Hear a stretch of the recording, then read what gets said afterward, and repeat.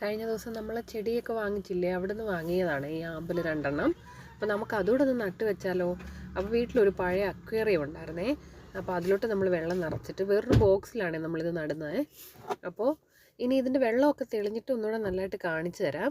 2 അവിടെ നിന്ന് വാങ്ങിയിട്ടുണ്ടായിരുന്നു. അപ്പോൾ അതിനകത്ത് ഞാൻ ബോക്സിനകത്ത് കുറച്ച് മണ്ണും കുറച്ച് ചാണകത്തിൻ്റെ പൊടിയും എല്ലാം കൂടി ഇട്ടാണ് നട്ടിരിക്കുന്നത്. അപ്പോൾ ഇനി ഇതിൻ്റെ അപ്ഡേറ്റ്സൊക്കെ ഞാൻ പിന്നീട് അറിയിക്കാം. ഞാൻ വേറൊരു ആമ്പൽക്കുളത്തിൻ്റെ നമ്മുടെ ഒരു വീഡിയോ ഇട്ടിട്ടുണ്ടായിരുന്നു, കണ്ടിട്ടില്ലാത്തവരൊക്കെ അത് പോയി കാണണം. അപ്പോൾ ഈ അക്വേറിയത്തിൽ ഇനി അത് നന്നായിട്ട് കിളിക്കുമോ എന്നൊക്കെയുള്ള അപ്ഡേറ്റ് ഞാൻ പിന്നീട് അറിയിക്കാം. അപ്പോൾ എല്ലാവരും വീഡിയോ കാണണം, ചാനൽ സബ്സ്ക്രൈബ് ചെയ്ത് സപ്പോർട്ട് ചെയ്യണം. താങ്ക്